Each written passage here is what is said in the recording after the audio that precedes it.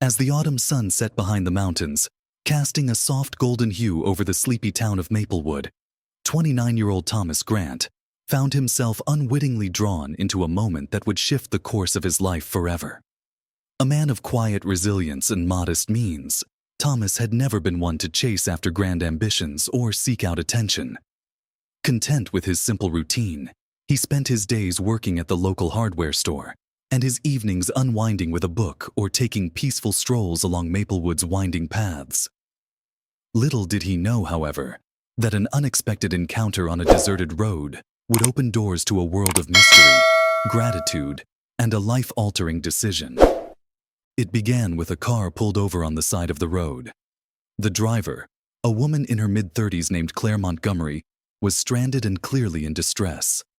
A flat tire had left her unable to continue her journey. Thomas, ever the helpful soul, didn't hesitate to stop and lend a hand. As he tightened the last bolt on the spare tire, he couldn't have imagined the ripple effect of this small gesture of kindness. The next morning, Thomas woke up to find a sleek black SUV parked just outside his modest home, a sight that set off an uneasy feeling deep within him. This was only the beginning. Over the next few days, the SUV remained a constant presence, and Thomas soon learned that Claire wasn't just any stranded motorist. She was the daughter of one of the wealthiest families in the state. Her father, John Montgomery, had influential connections, and the Montgomery name was synonymous with power and wealth.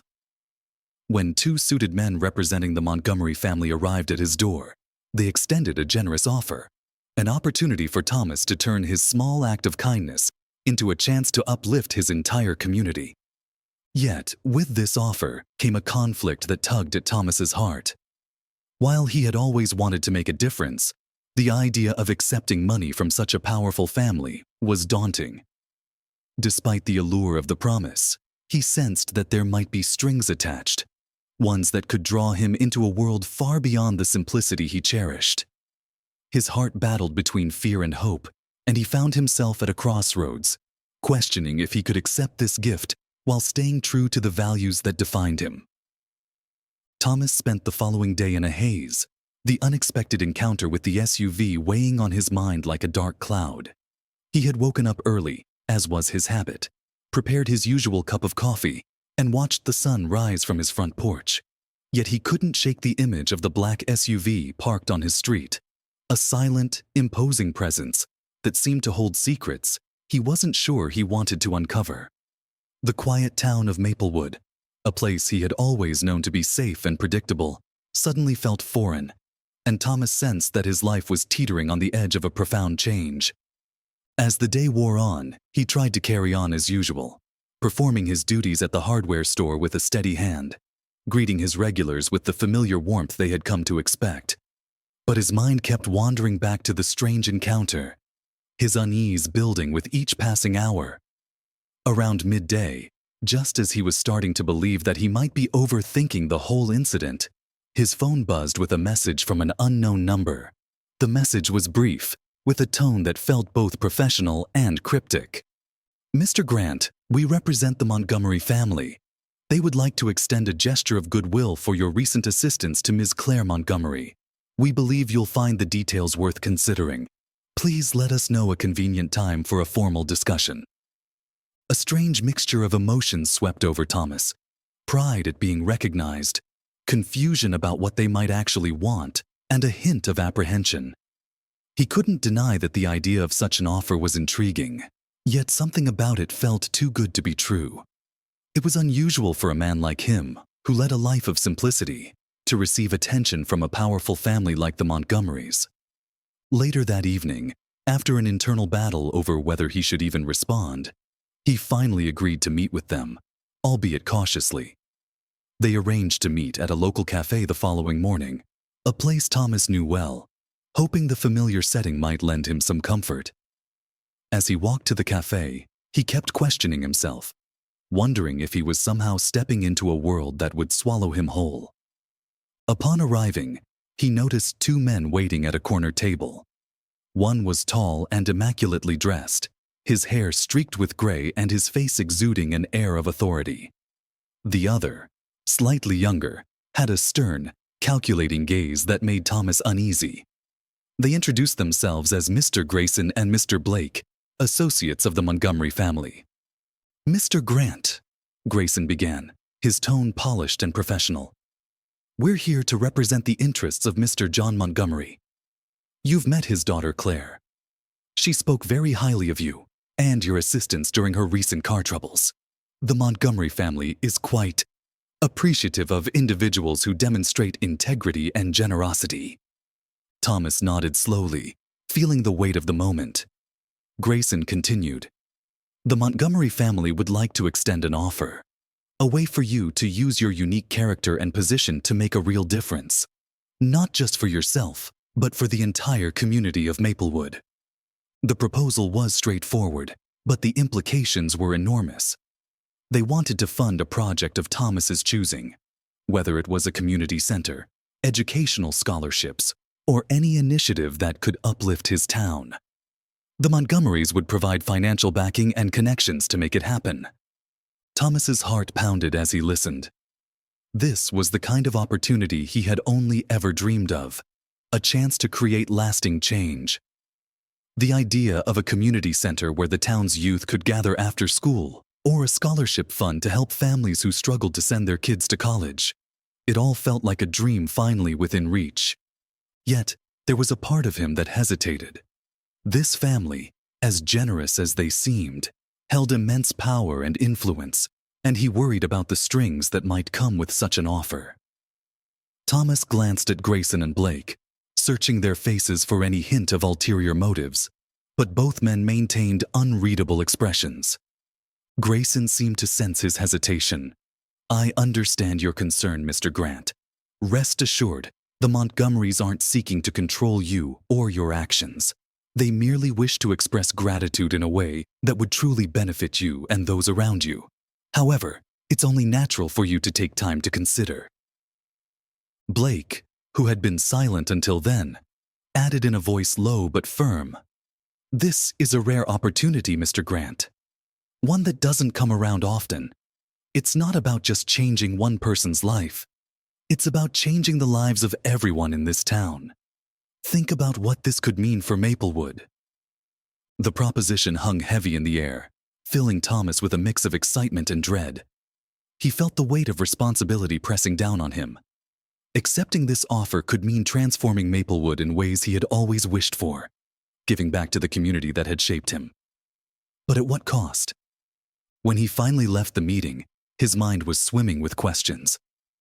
He took the long way home, hoping the walk might help clear his thoughts. As he walked through the familiar streets of Maplewood, he reflected on what this decision might mean, not only for him, but for his neighbors, friends, and everyone he cared about. That evening, Thomas sat in silence on his porch, watching the stars dot the night sky. His mind raced with the possibilities that lay ahead, the dreams he had once held tightly now within his grasp. But he couldn't shake the feeling that this offer would change everything, that it would demand more of him than he was ready to give. His heart ached with the weight of it all. The excitement, the hope, and the fear, all tangled together. In his moment of doubt, he found himself reaching out to those he trusted most, seeking their guidance and wisdom.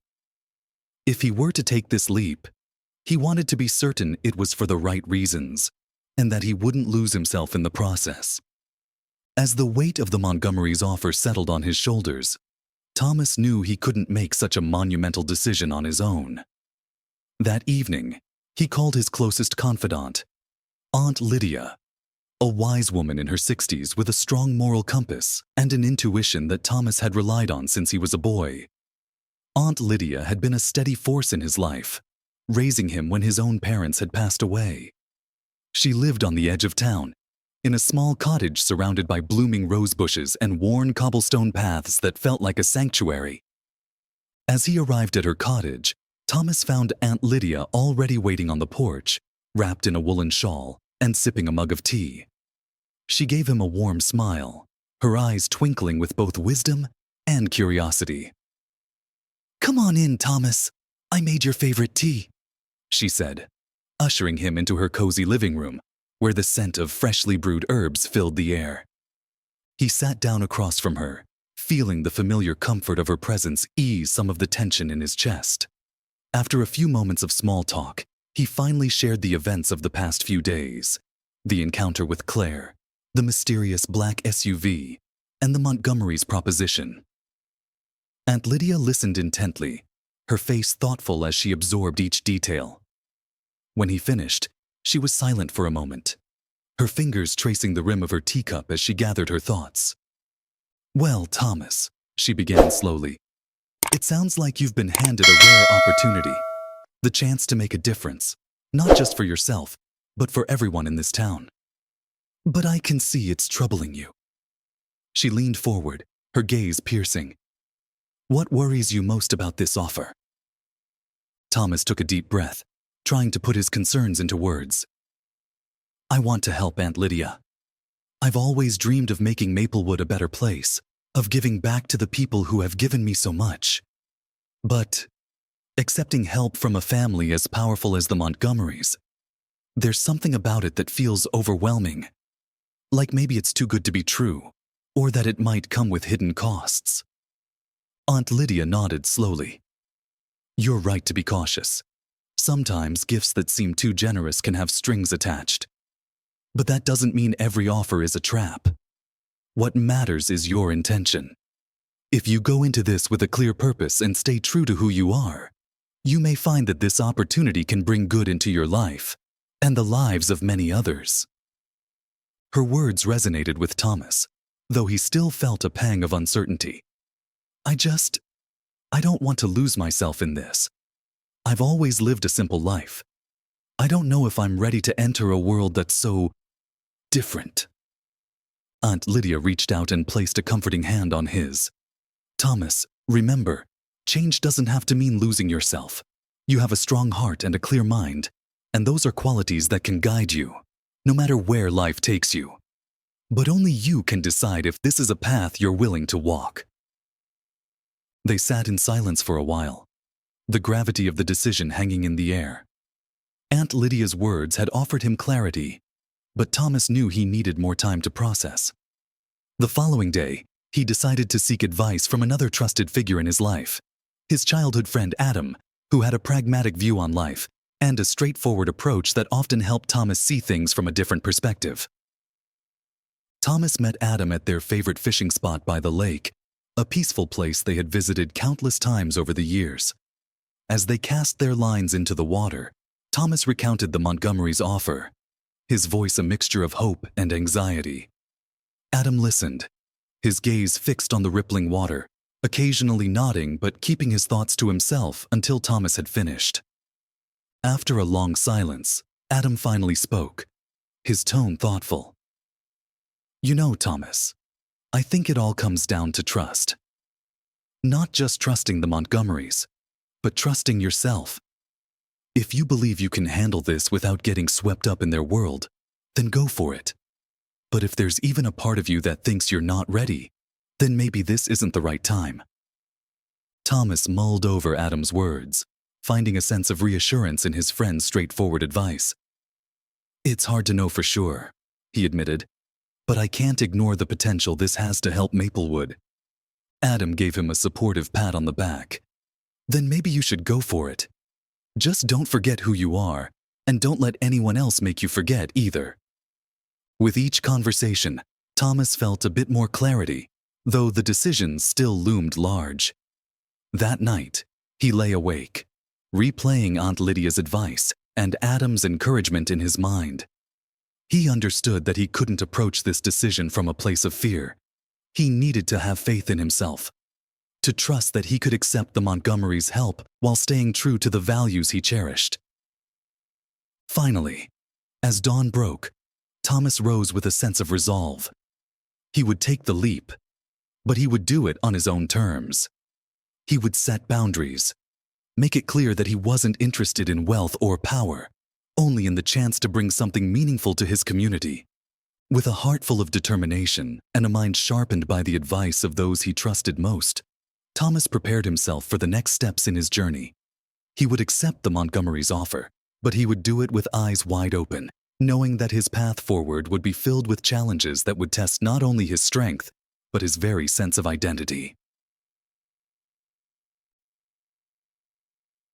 The following morning, Thomas felt a newfound clarity and confidence as he prepared to meet with the Montgomery representatives again. This time, he was determined to enter the discussion with a clear vision of what he wanted, both for himself and for Maplewood. He didn't intend to walk into this opportunity blindly. He would make sure the Montgomery family understood his intentions and respected his boundaries. The meeting was scheduled at the Montgomery family's private office, a grand building that loomed over the town center, its polished glass exterior reflecting the surrounding landscape. The place radiated power and prestige, a stark contrast to the humble streets of Maplewood that Thomas had known all his life. Walking into the building, Thomas couldn't help but feel a surge of apprehension. The polished marble floors, the quiet hum of luxury, and the high ceilings all reminded him of how different the Montgomery's world was from his own. As he entered the office, Mr. Grayson and Mr. Blake were already waiting for him. This time, they were joined by an older man with a distinguished air, who introduced himself as Mr. John Montgomery. The patriarch of the Montgomery family, John exuded authority, his gaze steady as he extended a hand to Thomas. "It's a pleasure to finally meet you, Mr. Grant," John began, his tone respectful yet carrying a hint of expectation. "I've heard a great deal about you, and I must say, we're grateful for the help you provided to my daughter." Thomas nodded, feeling the weight of the moment. "Thank you, Mr. Montgomery. I'm honored by your recognition. But before we proceed, I want to make something clear." John raised an eyebrow, intrigued, and motioned for Thomas to continue. "I'm grateful for this opportunity," Thomas said, his voice firm. "But I'm not interested in wealth or power or any kind of personal gain. My only interest is in helping Maplewood. If I accept your family's help, it's because I want to build something that will benefit everyone in the community, especially those who need it most. And I need to know that there won't be any hidden expectations or strings attached." John listened intently, a faint smile tugging at the corners of his mouth. It was clear he was impressed by Thomas's forthrightness. After a pause, he spoke, his tone sincere. "I respect your honesty, Mr. Grant, and I assure you, my family has no intention of controlling you or your actions. We see this as a gesture of goodwill, a way to give back. All we ask in return is that you remain true to your vision and work with integrity. We're here to support, not to manipulate." Thomas felt a sense of relief, though he remained cautious. "I appreciate that, Mr. Montgomery. In that case, I'd like to propose some ideas that could truly make a difference for Maplewood." With that, Thomas laid out his vision, a community center that would serve as a safe space for children and teenagers, offering educational resources, recreational activities, and mentorship programs. He also proposed a scholarship fund that would help local students pursue higher education, something many families in Maplewood struggle to afford. John listened thoughtfully, nodding in agreement as Thomas spoke. The other men in the room exchanged glances, impressed by the depth of his commitment and the practicality of his ideas. "This is exactly what we had in mind, Mr. Grant," John said, a note of admiration in his voice. "Your vision aligns perfectly with our intentions. I'll have my team start working on the logistics immediately, and you'll have full autonomy over the projects. Consider it done."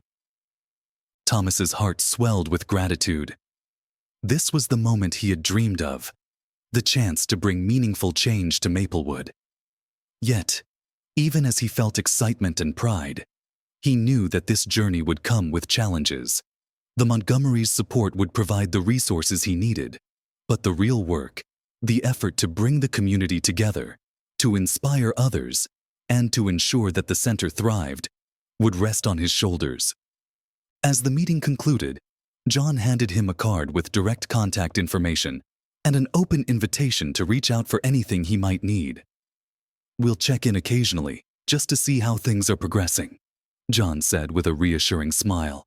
"But remember, this is your project, Thomas. We believe in you, and we trust you'll do great things." Thomas left the office with a head full of plans and a heart full of determination. The gravity of what lay ahead was both exhilarating and daunting, but he was ready to embrace the challenge. He knew that, despite the Montgomerys' promises of freedom, the responsibility of this project would test his resilience, his leadership, and his ability to stay grounded. Returning to Maplewood, he immediately began working on his plans. He started by meeting with local leaders, discussing his vision and gathering feedback from community members. He wanted this center to reflect the needs and dreams of the town, not just his own ideals. As word of the project spread, excitement blossomed among the townspeople. Families, teachers, and local business owners all offered their support, eager to contribute in any way they could. For the first time, Thomas felt the tangible power of unity, the shared hope of a community coming together to build something meaningful.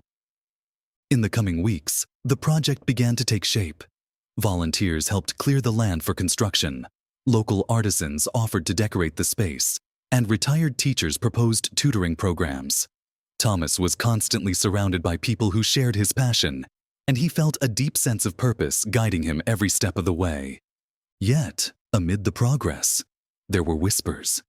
Skeptical voices questioning the Montgomerys' involvement, casting doubt on the purity of the project.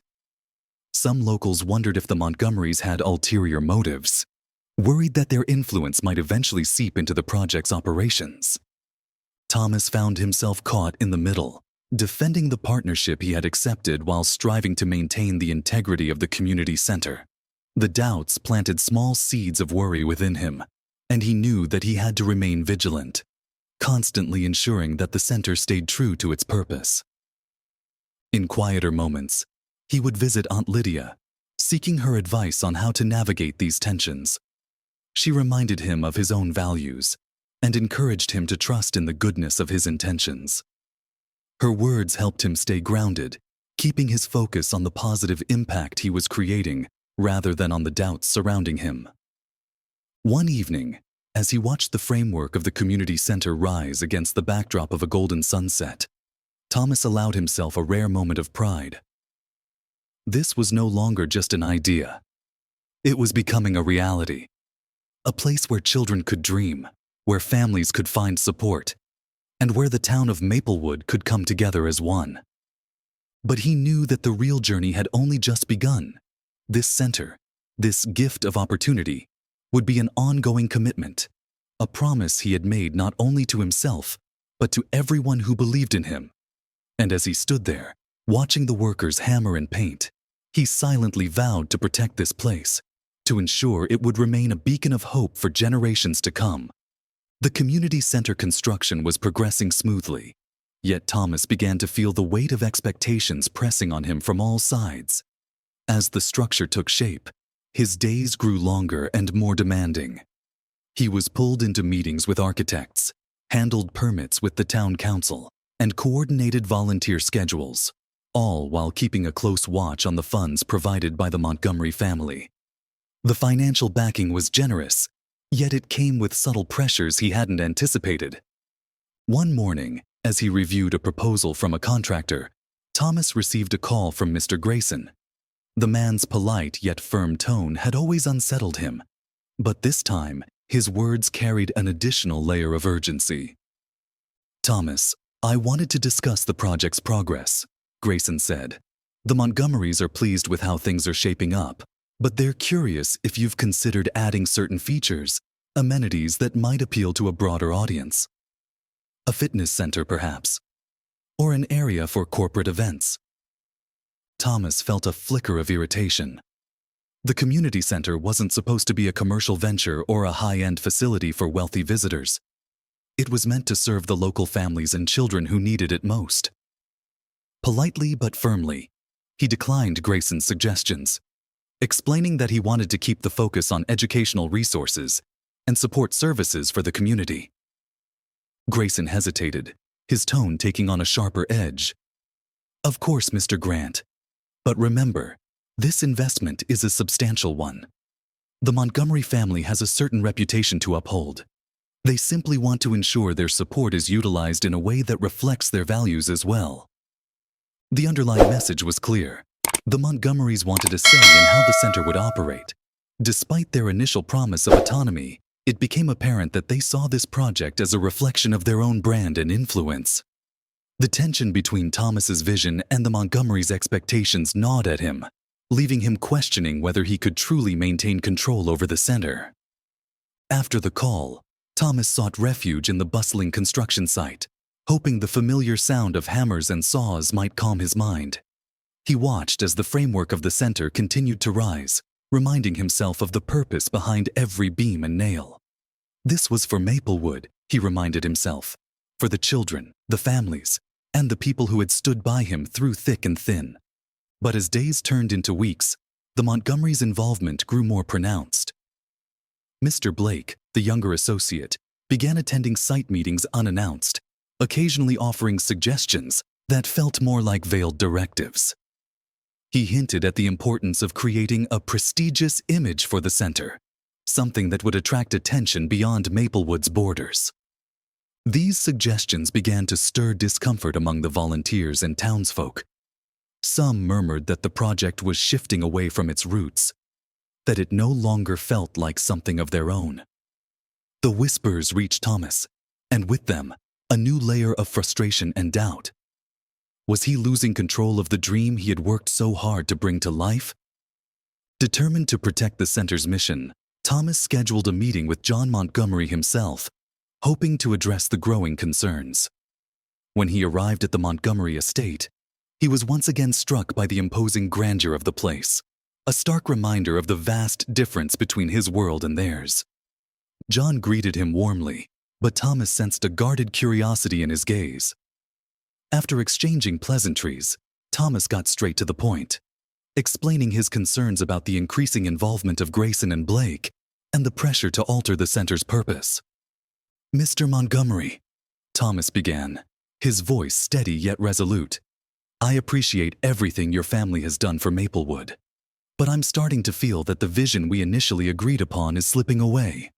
I want this center to remain true to its purpose, a place for our community, not a commercial enterprise." John listened thoughtfully, his expression unreadable. When Thomas finished, he leaned back, studying him for a moment before responding. "Thomas," John said slowly, "I understand your concerns, and I admire your commitment to your community, but I also hope you can understand our perspective. The Montgomery name carries weight, and with that comes a responsibility. We want this project to succeed, not just for Maplewood, but as a symbol of what our family stands for." Thomas bristled, feeling the pull of conflicting loyalties within him. "I understand that, sir, but I'm not here to promote anyone's brand. I'm here to help my town, and I need to know that I can do that without compromising the integrity of this project." John's gaze softened, and he nodded, a trace of respect in his eyes. "Very well, Thomas. I'll speak with Grayson and Blake, and I'll make it clear that this is your project. But remember, there are always compromises in a partnership. You may find that some flexibility is necessary to achieve your goals." Thomas left the meeting feeling a mixture of relief and lingering doubt. While John had agreed to his request, the underlying tension remained.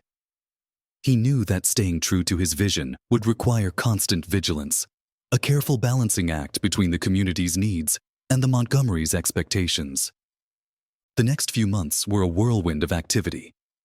The community rallied around Thomas, inspired by his commitment and resilience. Local families volunteered their time, donating materials and labor to ensure that the center would be a true reflection of Maplewood's spirit. The construction site buzzed with energy, laughter, and hope, each day bringing them closer to the grand opening. Yet, the Montgomerys' shadow continued to loom. Despite John's assurances, Thomas occasionally spotted Mr. Blake observing from afar, his gaze critical, as if evaluating every detail.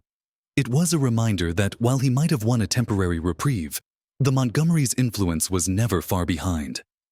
One evening, as Thomas walked through the nearly completed center, he felt a surge of pride. The space was everything he had envisioned. A warm, welcoming haven filled with art rooms, study spaces, and cozy reading nooks. The walls were decorated with murals painted by local artists, each piece telling a story of Maplewood's history and culture. But as he admired the final touches, a nagging voice in the back of his mind reminded him that the real challenge was just beginning. Building the center was only the first step. Sustaining its mission and protecting it from external pressures would require unwavering dedication. On the eve of the center's opening, Thomas invited Aunt Lydia, Adam, and a few close friends to see the finished space. As they walked through the rooms, their expressions of wonder and admiration reassured him that he had indeed created something special, something that could transform lives. Aunt Lydia pulled him aside, her eyes shining with pride. "Thomas, you've done an incredible thing here. This place, it's a gift to the community, and no matter what challenges come, you should be proud of what you've accomplished." Her words bolstered his resolve, reminding him of the strength that had guided him this far. As they stood together, surrounded by the center's warmth and beauty, Thomas felt a profound sense of purpose. He knew that no matter what obstacles lay ahead, he was ready to face them, driven by a love for his town and a commitment to the people who believed in him.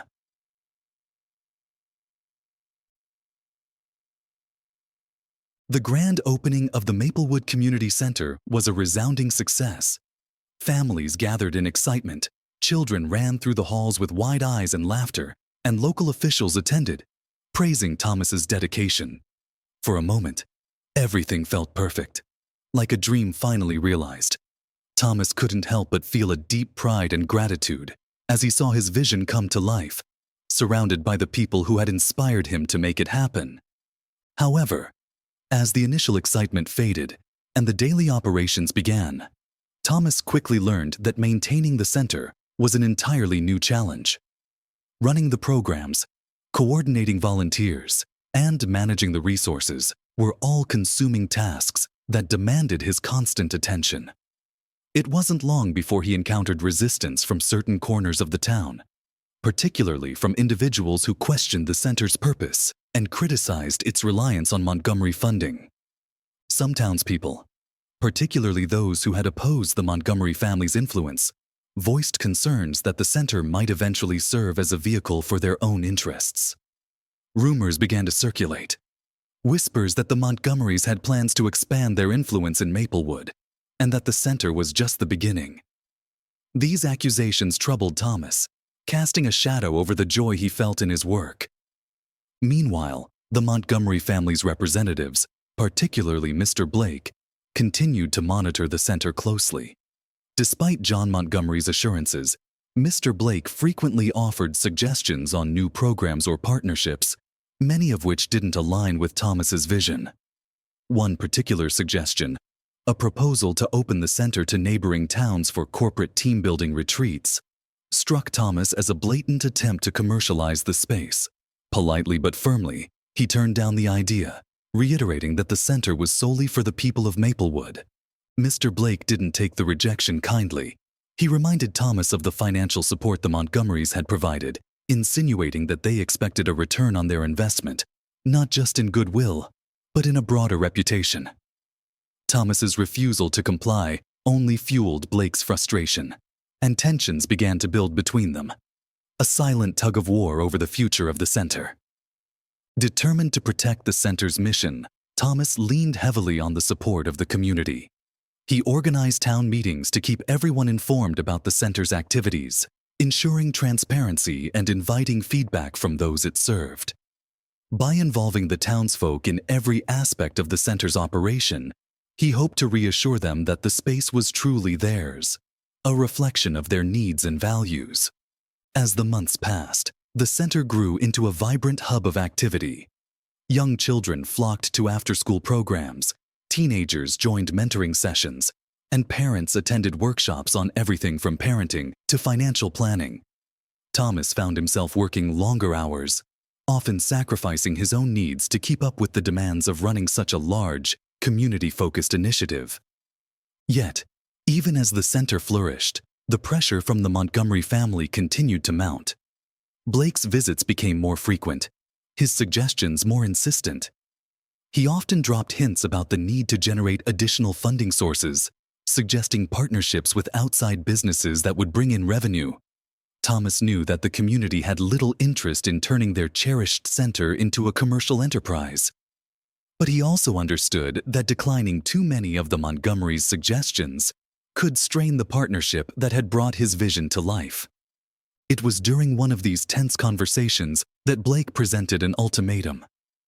"Mr. Grant," he said, his tone colder than usual, "the Montgomery family has invested a substantial amount in this center. They expect that you will take their guidance seriously. If you're unwilling to consider their proposals, they may need to reconsider their involvement in this project." The words hit Thomas like a punch to the gut. He realized that the Montgomerys could, in fact, withdraw their funding if they felt unappreciated or ignored, leaving him with the impossible task of sustaining the center on his own. The thought of disappointing the community, of letting down everyone who had come to rely on the center's services, filled him with a sense of helplessness he hadn't felt in years. Unsure of what to do, Thomas turned to Aunt Lydia once more, seeking her guidance in the quiet sanctuary of her home. As they sat by her fireplace, he shared his fears and frustrations, confessing his worry that he might lose everything he had worked so hard to build. Aunt Lydia listened patiently, her gaze thoughtful as he poured out his heart.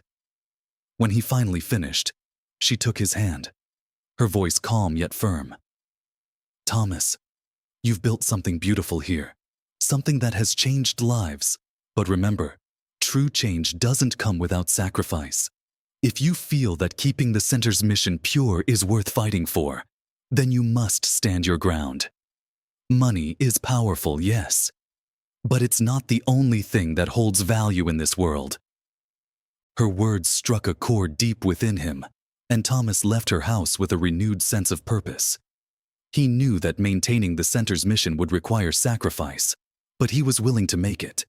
His commitment to the community was stronger than ever, and he decided to confront the Montgomery family directly, to make his stance clear once and for all.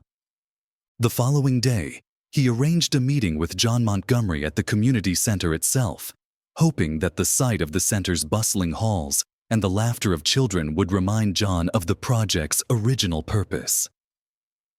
As they walked through the building, Thomas could see John's expression soften, his gaze lingering on the murals and the activity around them. Finally, in the quiet of his office, Thomas explained his perspective with conviction. "Mr. Montgomery, I appreciate everything your family has done for this town, but I can't compromise the integrity of this center. It's not just a building or a brand, it's a lifeline for people who don't have much else.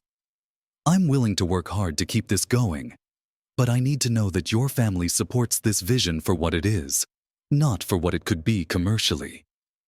John listened in silence, and for a moment, Thomas worried that his words might have fallen on deaf ears. But then John nodded slowly, a flicker of understanding in his eyes. "Thomas, you've shown great courage and dedication. I respect that. My family has always valued loyalty and integrity, and I see those qualities in you. I'll speak with Mr. Blake. We may need to adjust some expectations on our end." Relief washed over Thomas, and he felt a renewed sense of hope as John left the center. Yet he knew that this was just one victory in a long battle.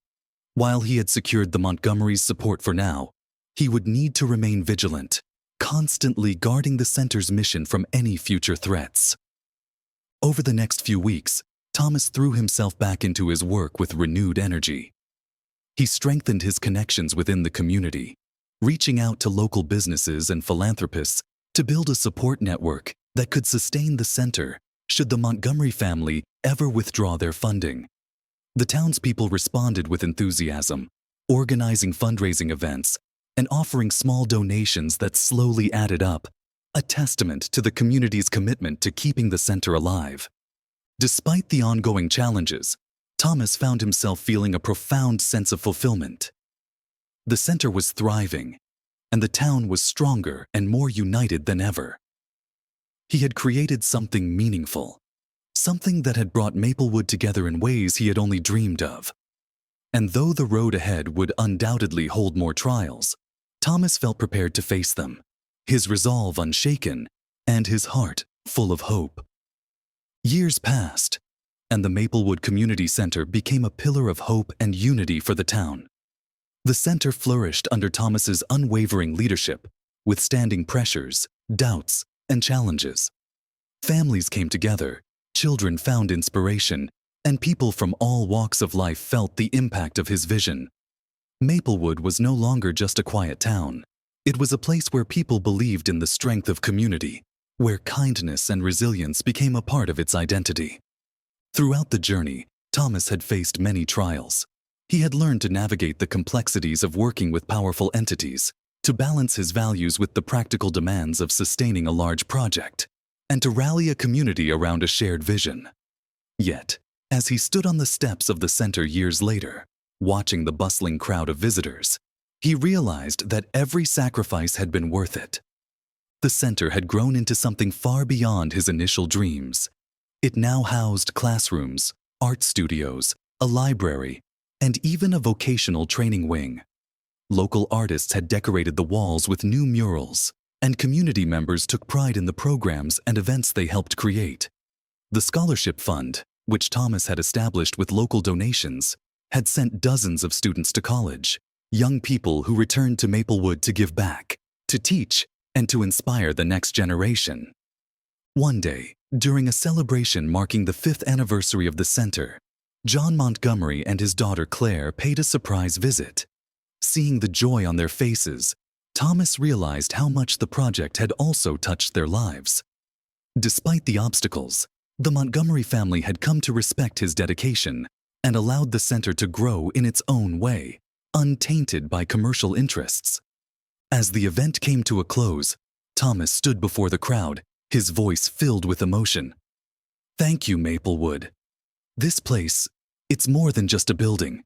It's a testament to what we can achieve when we stand together, when we choose kindness over self-interest, and when we remember that every small act of generosity has the power to change lives." The applause was thunderous, and Thomas felt a surge of pride and gratitude. The center was a reminder that while challenges would always exist, the strength of a community united by compassion could overcome them.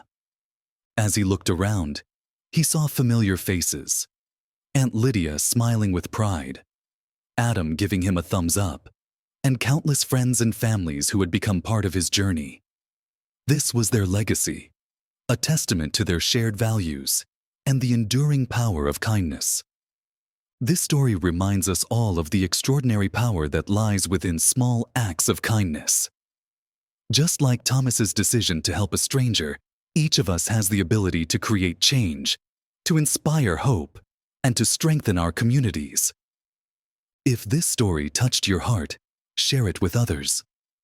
Let's spread the message of compassion and resilience. Together, we can build a world where kindness and unity are our guiding lights.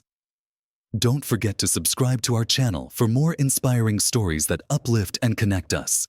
Share this story, spread the hope, and remember, you too have the power to make a difference. Thank you for being part of this journey.